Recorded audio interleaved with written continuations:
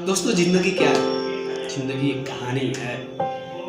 आपकी कहानी, हमारी कहानी, हम सबकी कहानी। दोस्तों हमारी जिंदगी में कहानी की क्या महत्व है?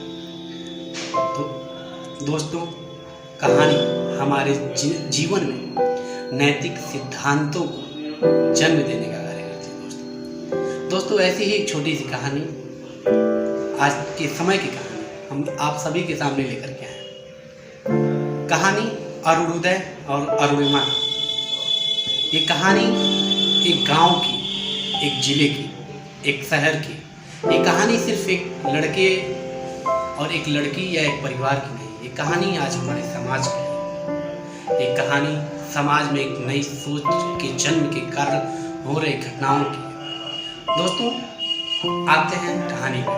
कहानी एक गांव, एक छोटे से गांव से निकली एक लड़की जिसका नाम अरुणिमा है।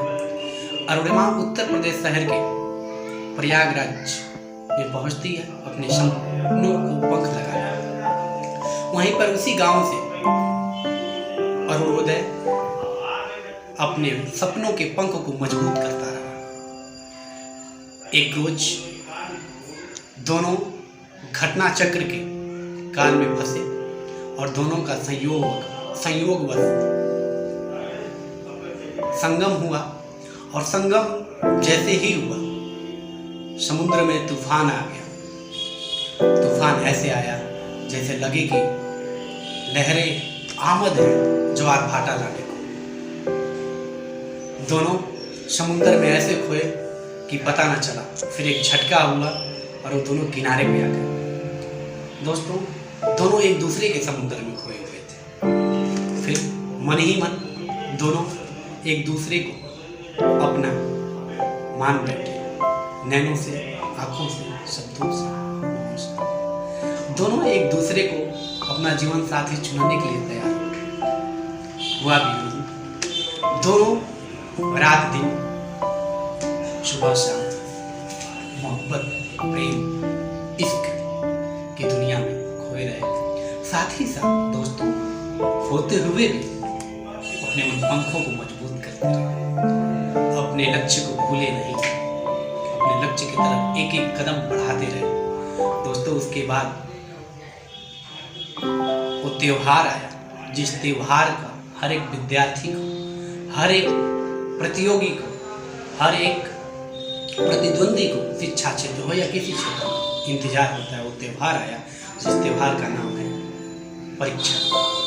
दोस्तों अरुणिमा और अरुणोदय दोनों ही एक साथ एक सेंटर पे एग्जाम दिए।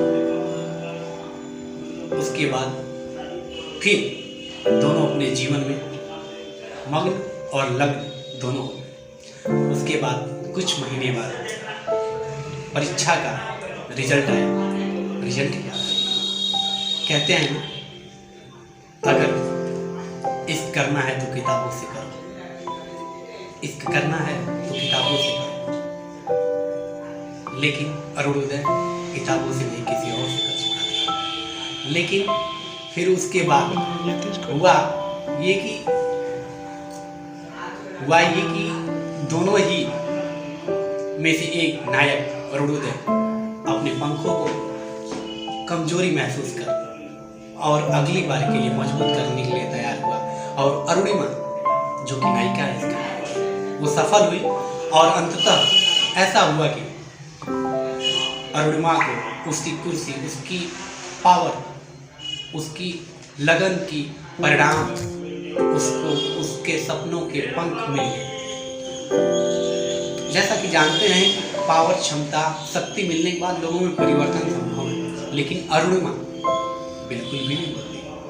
और फिर दोनों नायक और नायिका के परिवार, अरुणिमा अरुणोदय के परिवार दोनों मिलकर एक साथ परिणय बंधन में बंधने का फैसला किया। और अंततः दोनों परिवार सहमति से एक साथ दोनों पारिवारिक परिणय बंधन में बंध गए। हुआ भी बड़े धूमधाम से दोनों के संबंध जुड़े। उसके बाद दोस्तों हुआ प्रेम के अथाह सागरों में गोते लगाते रहे नायक नायिका। कुछ महीनों बाद नायिका फिर से अपने उस कुर्सी के पद को जिम्मेदारी पूर्वक निर्वहन करने के लिए निकल पड़ी। नायक फिर से अपने सपनों के पंखों को उड़ान देने के लिए, मजबूत करने के लिए कलम और किताबों से मुक्त करना शुरू कर देता। समय बीतता गया और कुछ 1-2 वर्षों के बाद नायक नायिका अरुणिमा और अरुणोदय दोनों के प्रेम प्रतीक के रूप में उनकी एक पुत्री होती है।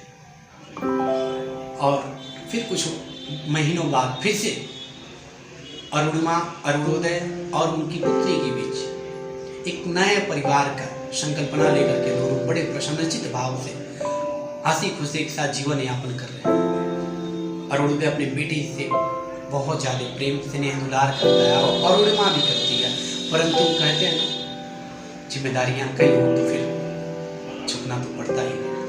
अरुणोदय उसी झुकाव में आकर के घर के काम भी करता रहता, बच्चों की देखभाल भी करता रहता। अरुणिमा जो कि अपने कार्यालय में व्यस्त रहती थी और ऐसे ही जीवन चलता रहा, लेकिन एक घटना छोटी सी घटती है और अरुणोदय की स्वास्थ्य थोड़ी सी नासाज होती है, नर्म होती है, खराब होती है और फिर एक दिन चलता है, वक्त चलते चलते बीतता रहता है। और फिर अरुणिमा की जो व्यक्तिगत सहायक, निजी सहायक जिनको हम कहते हैं, जो अरुणिमा के निजी सहायक थे, उनका हस्तांतरण हो जाता है, ट्रांसफर हो जाता है और उनकी जगह पे कामदेव रूपक एक दूसरे, कामदेव नामक एक दूसरे व्यक्ति का जो है कि नियुक्ति होता है। कामदेव रूप के समान सुंदरता और वयस्कता में पूरी तरीके से परिपूर्ण। फिर दोनों अरुणिमा और उस प्रतिमान की, उस व्यक्ति के प्रति बड़े गहरे संबंध बनते हैं और दोनों एक दूसरे से प्रणय कर बैठते हैं। प्रणय का मतलब होता है प्रेम कर बैठते हैं और फिर वही दोनों के इष्ट परवान चढ़ते हैं और अंततः दोनों एक दूसरे को अपना मान बैठते हैं। उधर अरुणोदय अपनी पुत्री के साथ एक नई हंसी खुशी के साथ और अपने सपनों के उड़ान के साथ लड़ाई करता है, जीवन से अपने और संघर्षों से जूझता रहता है। फिर अरुणिमा और दूसरे जो उसके कामदेव रूपक सहयोगी कर्मचारी हैं, वो दोनों फैसला लेते हैं कि अब हमें परिणय संबंध में बच जाना चाहिए। उसके बाद दोनों आते हैं। अरुणिमा के जीवन में सबसे बड़ा संकट यही होता है कि वो कैसे इस परिणय को साकार करे। तो उसने अंततः फैसला लेती है कि मैं अरुणोदय से जाके कहूँगी कि मुझे विवाह विच्छेद अर्थात तलाक चाहिए। अरुणिमा आती है और अपने पति से कहती है मुझे विवाह विच्छेद करना। अरुणोदय एक बार भी नहीं पूछता क्यों करना है, क्या कर रही है। अरुणोदय कहता ठीक है कर लेंगे, जब कहो तब कर लेंगे, बस मेरी एक छोटी सी शर्त है। अरुणिमा तुरंत अचानक से कहती है बताओ क्या है, मैं हर तुम्हारी इच्छा पूरी करने के लिए तैयार हूं। अरुणिमा कहती है बताओ क्या है। अरुणोदय बोलता है कुछ नहीं, बस जो हम मिले थे, जैसे हम मिले थे तो मोहब्बत करते थे, बस वही मोहब्बत 2 हफ्तों की चाहिए। खाना पीना रहना साथ में, हंसना गाना नाचना घूमना फिरना वही चाहिए, सिर्फ 2 हफ्ते। अरुणिमा तुरंत तैयार हो जाती है और दोनों 2 हफ्ते खूब खुशी मौज मस्ती, इधर आना जाना घूमना टहलना फिरना नाचना कूदना एक साथ सारे मौज मस्ती करते हैं। फिर से पुरानी जिंदगी लौट आती है और प्रसन्नचित भाव में पूरे जीवन को 2 हफ्ते लगता है पूरी जिंदगी जी रहे हैं। और फिर एक शाम अरुणोदय कहता है लाओ विवाह विच्छेद के कागज हम हस्ताक्षर कर देते हैं।